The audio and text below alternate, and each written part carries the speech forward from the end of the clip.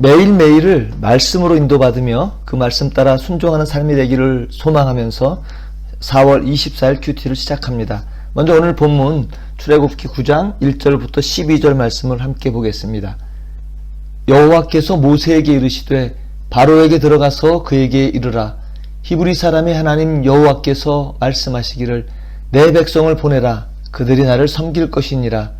내가 만일 보내기를 거절하고 억지로 잡아두면 여호와의 손이 들에 있는 데 가축 곧 말과 나귀와 낙타와 소와 양에게 더하리니 심한 돌림병이 있을 것이며 여호와가 이스라엘의 가축과 애굽의 가축을 구별하리니 이스라엘 자손에게 속한 것은 하나도 죽지 아니하리라 하셨다라 하시고 여호와께서 기한을 정하여 이르시되 여호와가 내일 이 땅에서 이 일을 행하리라 하시더니 이튿날에 여호와께서 이 일을 행하시니 애굽의 모든 가축은 죽었으나 이스라엘 자손의 가축은 하나도 죽지 아니한지라.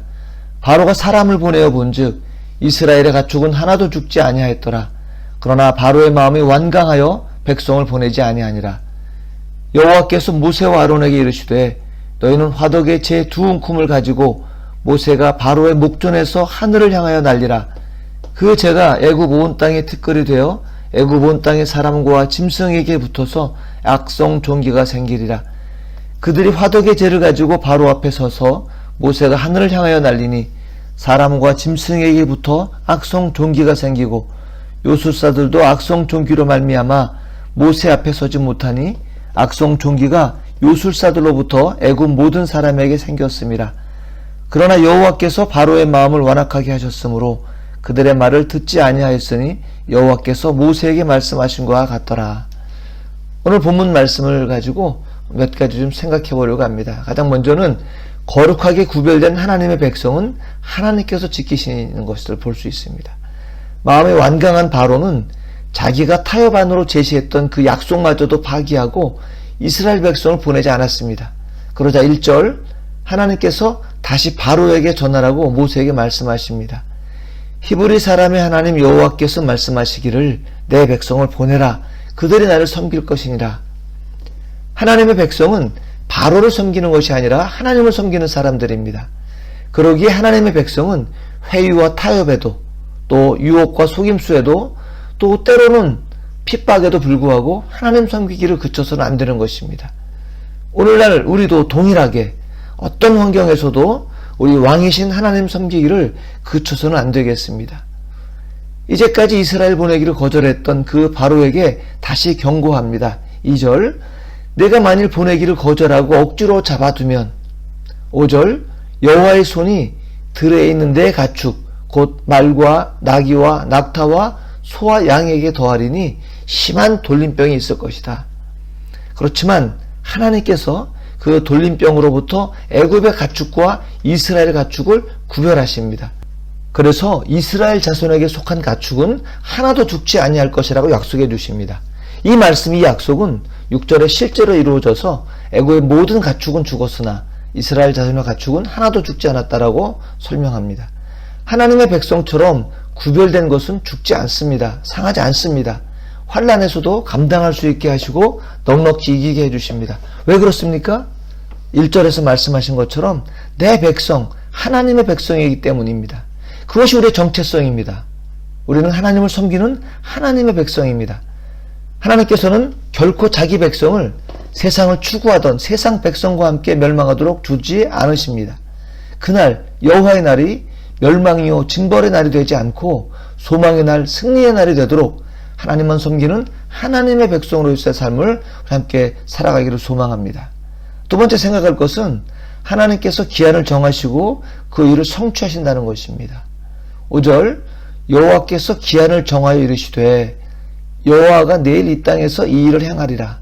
6절 과연 하나님께서 이 일을 행하셨습니다. 애굽의 모든 가축은 죽고 이스라엘 자손의 가축은 하나도 죽지 않았습니다. 특정한 일을 위하여 정한 때가 있습니다. 그것은 길든지 짧든지 간에 정한 때가 있습니다. 단기적으로 또 때를 알려주시기도 합니다. 오늘 본문의 예처럼 내일 이 일을 행하시겠다고 알려주시기도 합니다.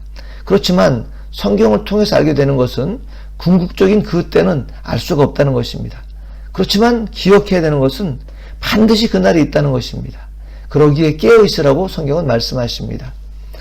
최근 개인적인 그 아픈 경험을 하면서 그때 그 마지막을 미리 알고 있었으면 얼마나 좋았을까 이렇게 생각해 본 적이 있었습니다.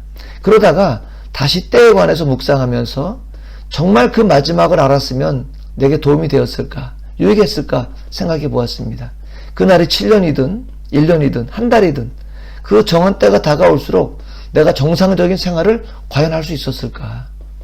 한계가 있는 사람으로서 너무 아쉽고 그리운 마음에 그 날이 조금이라도 더 남아 있었으면 이런 생각을 했었습니다. 그렇지만 만약 끝을 알고 그 끝이 하루하루 다가온다면 과연 서로 얼굴을 마주보면서 평상적인 삶을 유지할 수 있었을까? 매일매일이 얼마나 안타까웠을까?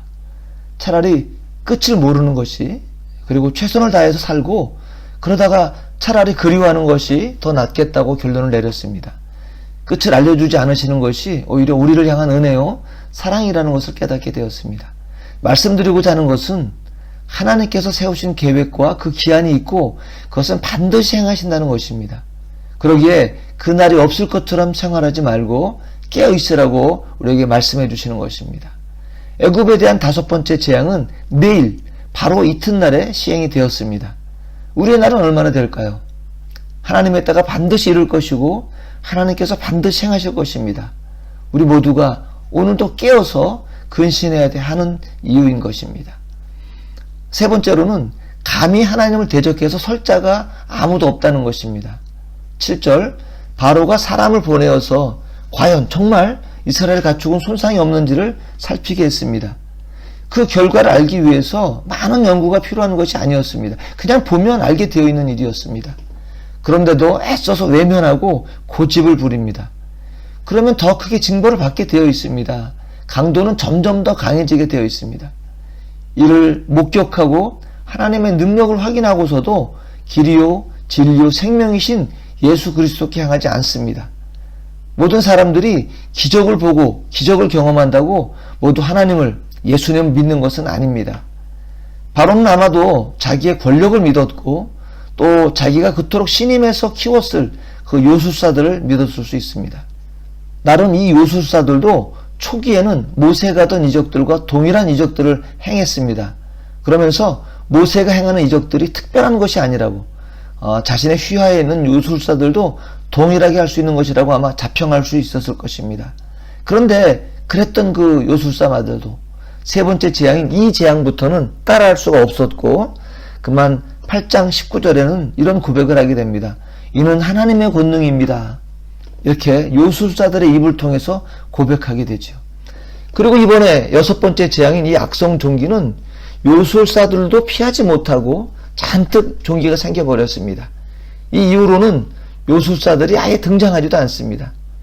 이를 통해서 앞으로 내일 본문 9장 14절에서 온 천하에 하나님과 같은 분이 없는 것을 알게 됩니다. 그러나 돌이키지 않고 계속 고집을 부리는 바로는 로마서 1장 28절처럼 내어 버려두십니다. 그러자 더 완악해지게 되죠. 유한한 자기의 힘과 자신을 믿는 교만을 내려놓고 겸손하게 하나님의 하나님됨을 인정하면서 온 천하에 하나님과 같은 분이 없음을 고백하는 우리 모두의 삶이 되기를 소망합니다. 우리 함께 기도하겠습니다. 자기 백성을 구별하여서 지키고 보호하시는 하나님 감사합니다. 정한 때에 정한 일을 행하시는 하나님을 신뢰하면서 온 천하에 하나님과 같은 분이 없음을 선포하며 살게 해주십시오. 예수님의 이름으로 기도했습니다. 아멘.